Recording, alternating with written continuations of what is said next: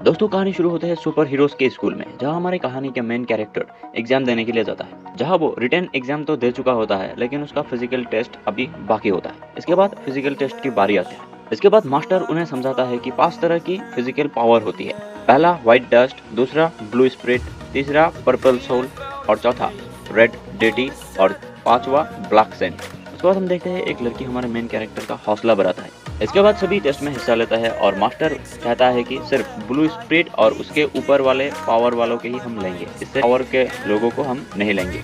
और फिर हम देखते हैं कि हमारे मेन कैरेक्टर का पावर है व्हाइट डस्ट, जिसकी वजह से वो सेलेक्ट नहीं होता। ब्लू स्प्रिट वाला पावर होता है और एक का तो पर्पल सोल का भी पावर होता है। इसके बाद कुछ लड़के उसका मजाक उड़ाते हैं यह कहकर कि बेटे जाओ, तुम्हारी बस की बात नहीं सुपर नेचुरल पावर, जाकर किसी फैक्ट्री में काम ढूंढ लो।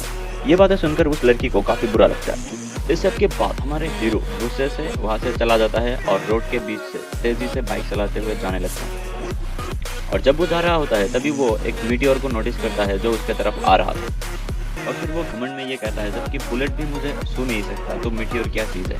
ये कहकर वो और भी तेजी से जाने लगता है, लेकिन आखिरकार उसे मीटियोर हिट कर जाता है और वो बेहोश हो जाता है। और इसके बाद हम देखते हैं एक गॉड लाइक बीइंग्स उसके सोल को बॉडी से एक्सट्रैक्ट कर लेता है। और फिर वो बीइंग्स ये कहता है कि तुम्हें लड़ाई बहुत पसंद है शायद। इसके बाद हम देखते हैं वो हॉस्पिटल में एडमिट है।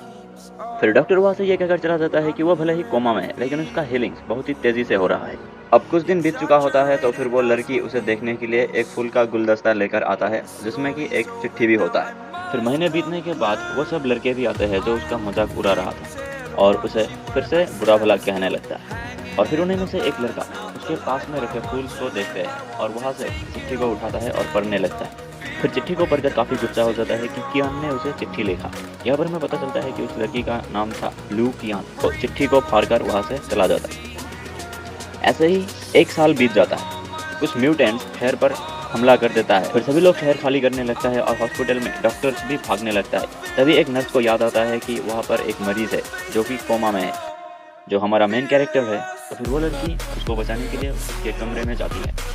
फिर वो लड़की उसे जगाने की काफी कोशिश करता है, लेकिन वो नहीं जागता। और तभी वहाँ पर म्यूटेंट क्रिएचर आ जाता है और लड़की को पकड़ लेता है। और फिर एक ब्लास्ट होता है। एक मिनट, असल में ये ब्लास्ट नहीं था, बल्कि हमारे हीरो का एक पंच था। और फिर हम देखते हैं हमारे हीरो कोमा से जाग चुका था।